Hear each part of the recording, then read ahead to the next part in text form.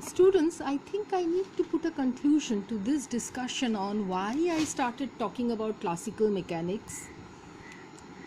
Okay, why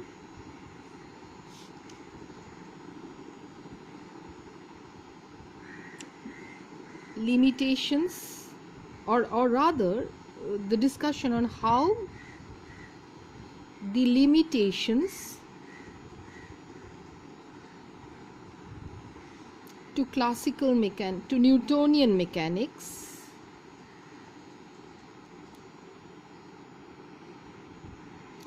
has been taken care of. Okay, how the limitations to the presence of constraint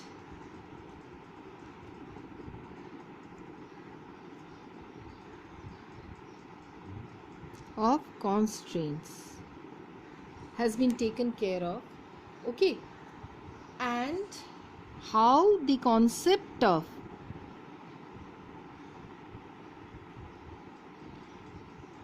degrees of freedom has been applied. So these are the three basic discussions that we had today.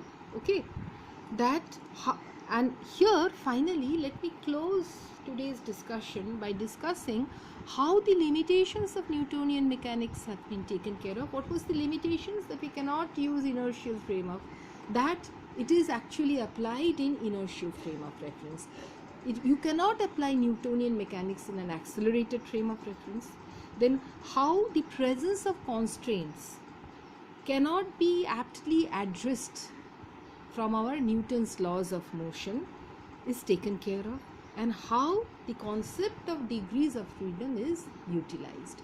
This is done. So starting from the last point, let me tell you that these things have been taken care of by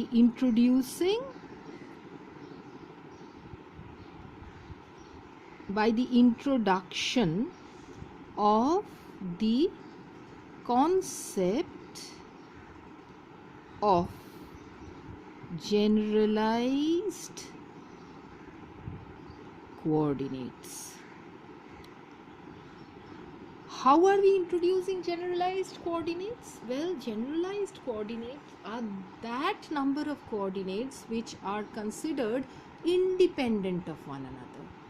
If you have a system where constraint equation is acting, then the corresponding coordinates which you are defining in the equations of motion will not be independent of one another because of the constraints equation. So we apply the concept of degrees of freedom to eliminate the number of constraint equation and just consider the actual number of degrees of freedom that are there in the system, and define the number of general coordinates as equal to the number of degrees of freedom. Such coordinates which are introduced are your generalized coordinates. Okay, so generalized coordinates are defined as a set of independent coordinates, therefore, which will completely specify the configuration of a dynamical system. So, for these coordinates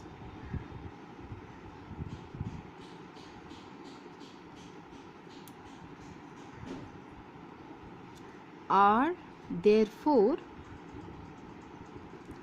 set of independent coordinates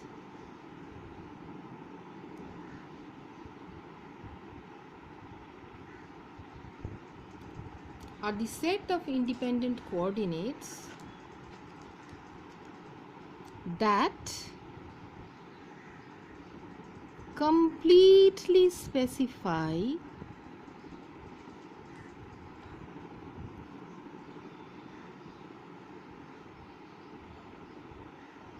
independently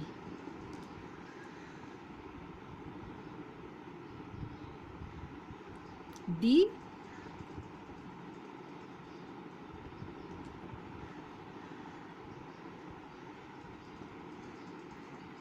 configuration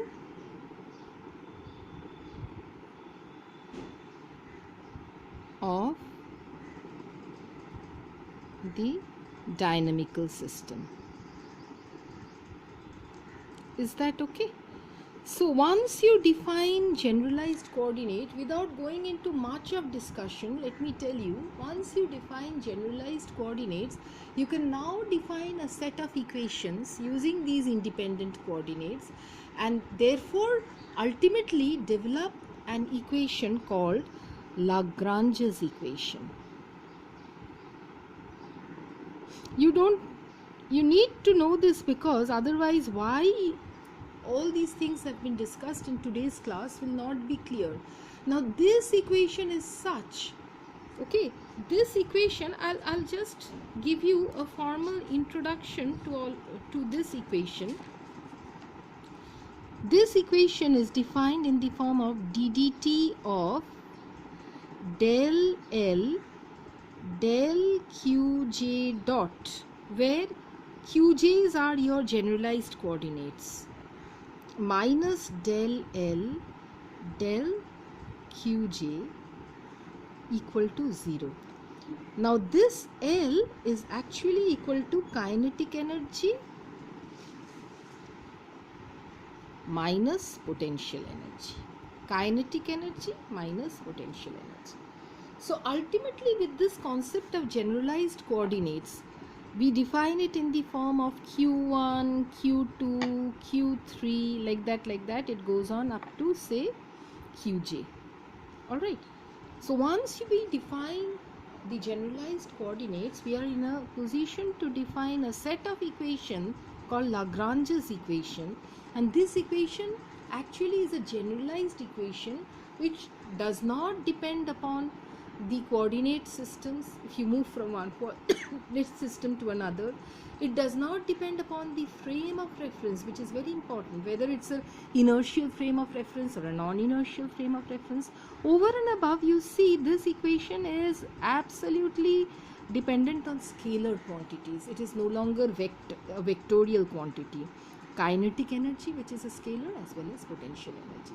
So that was the sole aim of explaining all the constraints, the limitations of Newtonian mechanics, the concept of constraints, and the constraint of degrees of freedom. Because with these concepts, we actually launch the idea of generalized coordinates and thereby develop an equation called the Lagrange's equation, which actually solves all the limitations of Newtonian mechanics, and we can solve problems under various conditions and under various constraints, and also equations with large number of variables quite easily. Okay, so let's stop over here. So this is all that we have to say for this class.